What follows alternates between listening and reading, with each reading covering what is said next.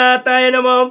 শ্রীমদ্ ভগবদ গীতার অষ্টাদশ অধ্যায়ের মাহাত্ম্য এখানে পাঠ করিব, আপনারা মনোযোগ দিয়া শুনবেন। যদি শ্রীমদ্ ভগবদ গীতার অষ্টাদশ অধ্যায় পাঠে যদি আপনাদের শুনে ভালো লাগে, তাহলে এই চ্যানেলে একবার লাইক করে শেয়ার করে দিবেন, যে প্রত্যেক মানুষের কাছে পৌঁছতে পারে। দয়া করে একবার আপনারা কমেন্ট করবেন। পার্বতী দেবী বললেন, হে প্রভু, আপনি ইতিমধ্যে শ্রীমদ্ ভগবদ গীতার সপ্তদশ অধ্যায়ের মাহাত্ম্য বর্ণনা করেছেন। এখন অনুগ্রহ করে অষ্টাদশ অধ্যায়ের মাহাত্ম্য বর্ণনা করুন। তখন দেবাদিদেব শিব বললেন, হে হিমালয় কন্যা পার্বতী, শ্রীমদ্ ভগবদ গীতার অষ্টাদশ অধ্যায়ের মাহাত্ম্য শ্রবণ করো, যা বেদের থেকে ও উচ্চাঙ্গের এবং অসীম আনন্দ প্রদানে সক্ষম। এই মাহিতের কথা যখন কারো কর্ণে প্রবেশ করে, তৎক্ষণাৎ সমস্ত জড় বাসনা দূরীভূত হয়। এত শুদ্ধ ভক্তের নিকট অমৃতের ন্যায় ভগবান বিষ্ণুর জীবন ইন্দ্র সহ দেবতাগণ তথা মহান যোগীদের হৃদয়ের সান্ত্বনা প্রদানকারী। এই মাহাত্ম্য যিনি কীর্তন করেন, যমদূতেরা দূর থেকে তাকে নমস্কার করেন, পলায়ন করে। আর কোনো পাঠ বা কীর্তন নেই যা এত দ্রুত এই ত্রেতা পলকৃষ্ট জগৎ থেকে মুক্তি দিতে পারে ও সমস্ত পাপ বিনাশ করতে পারে।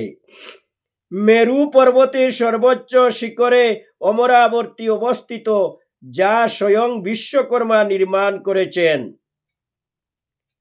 সেই স্বর্গরাজ্যের রাজধানীতে ইন্দ্র তার পত্নী শচী দেবী সহ দেবতাদের দ্বারা পূজিত হয়ে থাকেন। একদিন ইন্দ্র যখন অত্যন্ত শান্তভাবে বসেছিলেন, দেখলেন একটি সুন্দর যুবা পুরুষ আবির্ভূত হলেন, যাকে বিষ্ণু দূতেরা চতুর্দিক থেকে সেবা করতে করতে সেখানে নিয়ে এলো। হঠাৎ সেই যুবকের দিকে তাকাতেই ইন্দ্রের মাথার মুকুটটি মাটিতে পড়ে গেল। সেই সময় যে সমস্ত দেবতারা ইন্দ্রের সেবায় নিযুক্ত ছিলেন, তারা রাজ মুকুটটি তুলে নিয়ে নূতন আগন্তুক সুন্দর ওই যুবকটির মাথায় পরিয়ে দিল।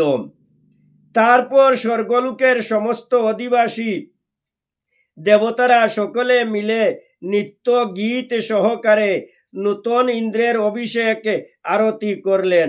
আর মহান ঋষিরা উপস্থিত হয়ে বৈদিক মন্ত্র উচ্চারণ ও আশীর্বাদ করলেন এবং গন্ধর্ব অপ্সরার আনন্দে নৃত্য করতে লাগিলেন। এইভাবে নূতন ইন্দ্র স্বর্গলোকের অধিবাসী ও দেবতাদের দ্বারা পূজিত হয়ে স্বর্গ সুখ উপভোগ করতে শুরু করলেন। এই সমস্ত দেখে পুরাতন ইন্দ্র অত্যন্ত আশ্চর্যান্বিত হলেন। তিনি মনে মনে চিন্তা করতে লাগলেন, এই ব্যক্তিটি কখনো পান্থশালা নির্মাণ, কূপ খনন, বৃক্ষ রোপণ, পরোপকার আদি কোনো পুণ্য কর্ম করেনি এবং অনাবৃষ্টি বা দুর্ভিক্ষের সময় দান দিয়ান পর্যন্ত করেনি। সে কখনো যজ্ঞ সম্পাদন বা তীর্থস্থানে দান ব্রত ও সাধন করেনি। তা সত্ত্বেও কি করে আবার পদ সে প্রাপ্ত হলো? পূর্বের ইন্দ্র এরূপ চিন্তা করে খুবই বিচলিত বোধ হলেন এবং ক্ষীর সমুদ্রে গিয়ে ভগবান বিষ্ণুর নিকট প্রার্থনা করতে লাগিলেন। তারপর ভগবান বিষ্ণুর দর্শন লাভ করে তিনি জিজ্ঞাসা করলেন, হে প্রভু, পূর্ব জীবনে আমি অনেক যজ্ঞ সম্পাদন করেছিলাম এবং অনেক পুণ্য কর্ম করেছি, ফলস্বরূপ আমি স্বর্গে ইন্দ্ররূপে প্রতিষ্ঠিত। কিন্তু এই সময় অন্য একজন ব্যক্তি এসে আমার স্থান দখল করে স্বর্গের রাজা হয়ে বসেছে। এই ব্যক্তিটি জীবনে কখনো কোনো কোনো বিশেষ পুণ্যকর্ম করেনি এবং যজ্ঞও করেনি। তা সত্ত্বেও কিভাবে সে আমাকে পদচ্যুত করে স্বর্গরাজ্যে ইন্দ্ররূপে অভিষিত হল। সেই সময় ভগবান বিষ্ণু বলিলেন, প্রিয় ইন্দ্র, ওই মহাত্মা প্রতিদিন শ্রীমদ্ ভগবত গীতার অষ্টাদশ অধ্যায়ন করত। সারা জীবন ধরে সে শ্রীমদ্ ভগবত গীতার এই অধ্যায়ের 5টি শ্লোক অনুশীলন করে এবং তার এই প্রকার সাধনার ফলে সমস্ত প্রকার পুণ্যকর্ম ও যজ্ঞের ফলস্বরূপে বহু বৎসর স্বর্গরাজ্যের সুখ ভোগ করে সে আমার দাম প্রাপ্ত হবে।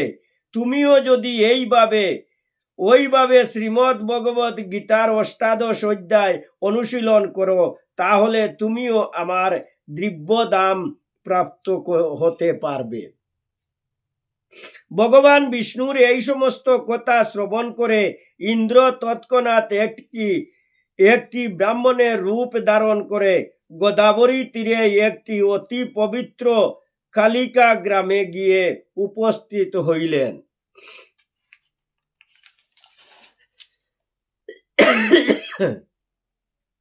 ওই স্থানে পরমেশ্বর ভগবান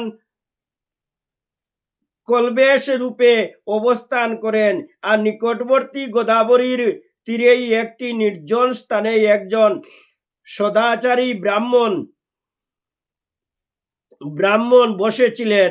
তিনি প্রতিদিন ওই স্থানে বসে ভগবদ গীতার অষ্টাদশ অধ্যায়ের শ্লোক সমূহ আবৃত্তি করতেন।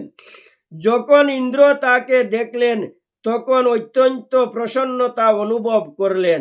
তৎক্ষণাৎ তিনি সেই ব্রাহ্মণের পাদপদ্মে পতিত হয়ে অনুরোধ করলেন, দয়া করে আমাকে ভগবদ গীতার অষ্টাদশ অধ্যায় শিক্ষা দিন।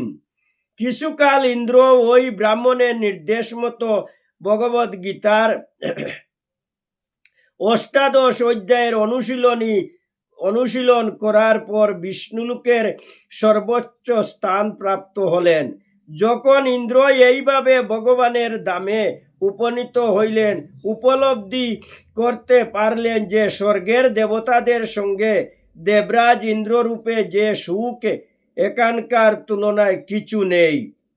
প্রিয় পার্বতী, এই কারণেই মহান ঋষিরা বিশেষভাবে শ্রীমদ্ ভগবত গীতার এই অষ্টাদশ অধ্যায় অনুশীলন করে থাকেন এবং ফলস্বরূপে বিষ্ণুর পাদপদ্ম লাভ করেন।